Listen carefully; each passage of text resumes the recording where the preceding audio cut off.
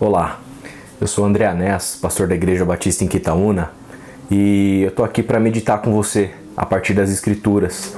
E nesse dia eu queria te convidar a ler comigo o Salmo de número 51.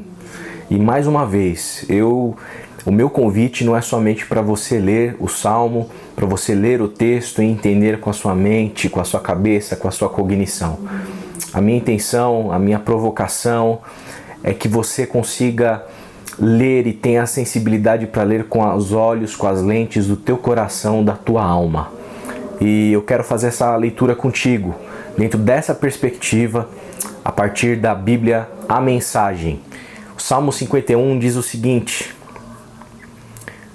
Deus generoso em amor, precioso da tua graça, Deus imenso em misericórdia, apaga meu passado sujo, lava minha culpa e purifica-me dos meus pecados.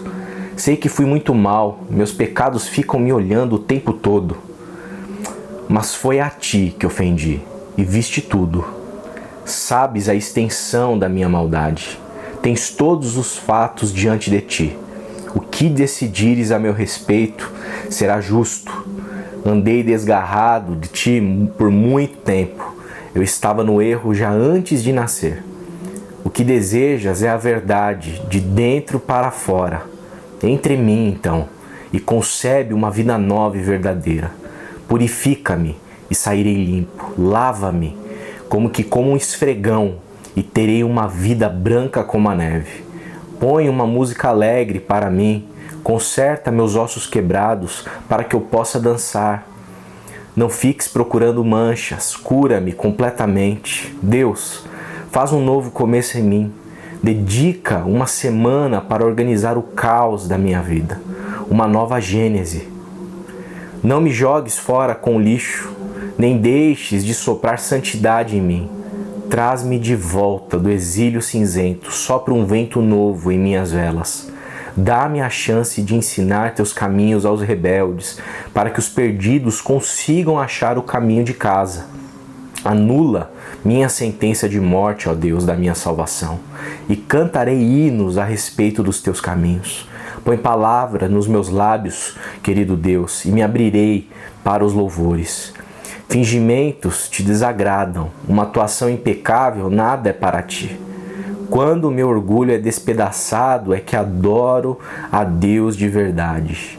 O coração quebrantado, disposto a amar, não escapa nem por um minuto da percepção de Deus. Transforma Sião num lugar de recreio e repara os muros de Jerusalém. Então terás de nós adoração verdadeira, atos humildes e grandiosos de adoração, até mesmo com todos os touros que conseguirmos sacrificar a ti. Muitas vezes as pessoas pensam que a vida cristã ela envolve pessoas perfeitas, pessoas moralmente impecáveis, pessoas com um nível de santidade inatingível, inalcançável. E muitas vezes é essa a visão que as pessoas, que a sociedade, que todos têm em relação àqueles que vivem dentro desse ambiente religioso. Isso, sem dúvida, tem um motivo. Muitas vezes os religiosos eles dão motivo para a sociedade achar isso, porque o fato da gente ir para a igreja, e eu me incluo como religioso nesse sentido, ir para a igreja, frequentar culto, no meu caso eu sou pastor, eu prego dominicalmente, o envolvimento com uma agenda de atividades religiosas, com muitas vezes o fato da gente adquirir um linguajar evangélico, um linguajar religioso, um modo de encarar a vida, de ver a vida, de viver a vida dentro desse círculo religioso, pode parecer para quem olha de fora que nós vivemos de fato num outro patamar de santidade, muito mais próximos de Deus. O nosso envolvimento com uma série de atividades religiosas podem atestar para essas pessoas de maneira equivocada uma proximidade em relação ao divino que não necessariamente deve ser atestada por este envolvimento com atividades religiosas. E quando a gente se depara realmente com a nossa vida e a gente percebe que a gente não consegue viver essa exterioridade, essa aparência de piedade, a gente muitas vezes entra em crise. E nada mais na contramão do que a perspectiva da espiritualidade bíblica apresentada pelo salmista aqui no Salmo 51. A gente está diante de um salmo que tradicionalmente é atribuído a Davi, um homem que é chamado homem segundo o coração de Deus. Agora, que tipo de coração tem esse homem? Davi, ele cometeu pecados. Davi, ele errou grandemente. E um dos pecados mais lembrados de Davi é, sem dúvida, o adultério que ele teve. Ele, como rei, ele deveria ter ido para uma batalha, e ele não foi. E nisso ele observou Batseba, uma mulher muito bonita, porém casada. E o marido era um dos seus soldados.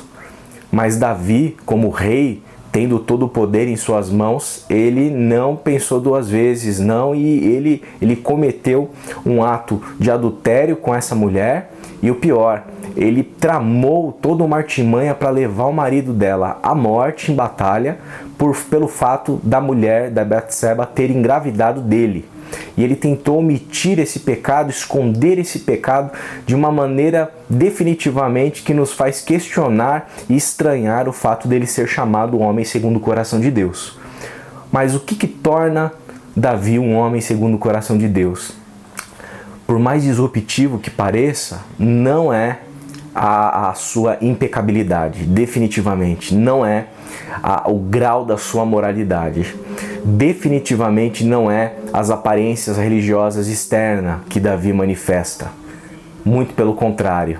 A gente está diante de um salmo que apresenta para nós algumas características do que significa ser um homem e uma mulher segundo o coração de Deus.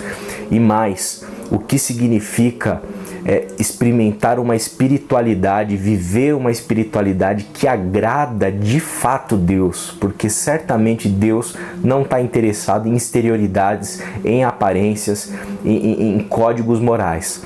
O que o salmista nos apresenta aqui, em primeiro lugar, é um homem que não tem medo, não tem receio, não tem pudor de, diante do seu pecado, diante do seu erro, diante da sua falibilidade, de se derramar e confessar. Davi aqui, como a tradição diz, que foi ele que escreveu esse salmo, ele relata e ele diz, sem dúvida nenhuma, olha, eu pequei contra o Senhor, eu pequei contra ti. Eu sou pecador, eu sou falho.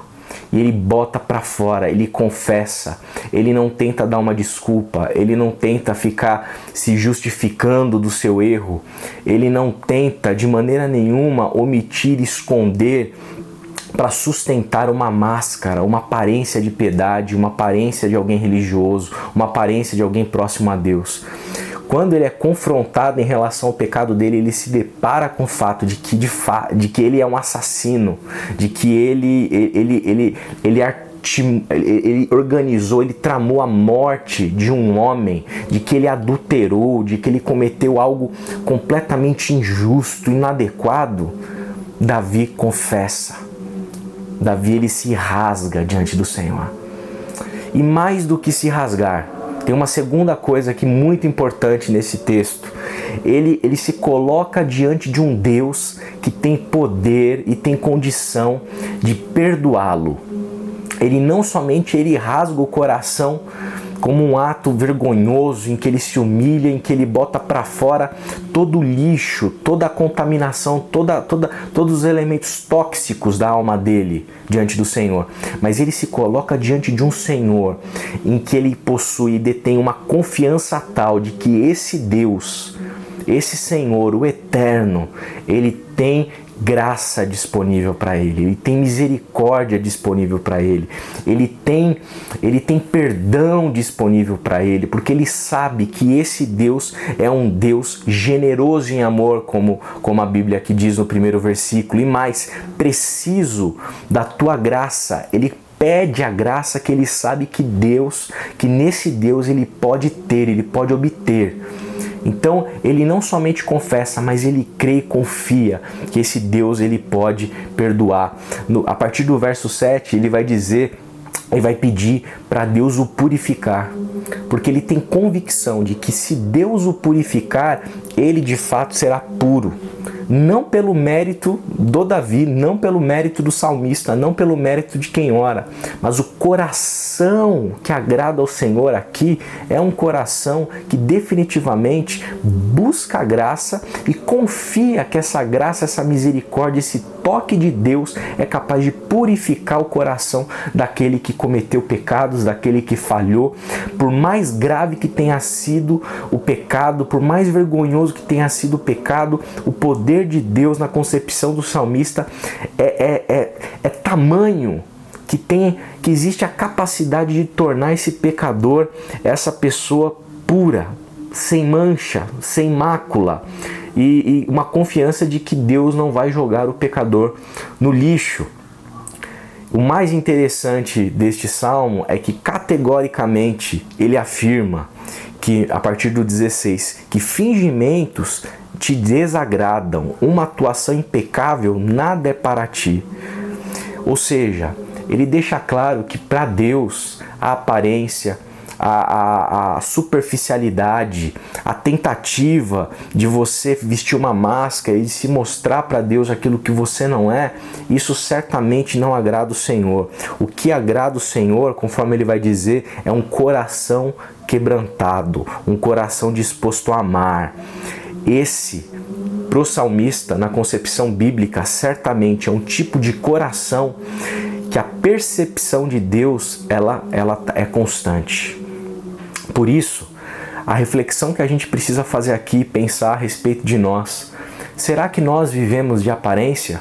Será que nós vivemos uma aparência de piedade? A gente se esforça para seguir um tipo de código ético, um código moral, para poder garantir que Deus se agrade de nós? Será que a gente se compromete com uma série de atividades religiosas para buscar a aprovação de Deus, para buscar muitas vezes a aprovação das pessoas, para buscar muitas vezes a nossa própria autoaprovação diante da religiosidade em que nós vivemos, diante da lógica da relação que nós temos com Deus? Será que a gente busca constantemente, mediante os nossos próprios atos, ter uma aparência de alguém que se aproxima e está próximo de Deus?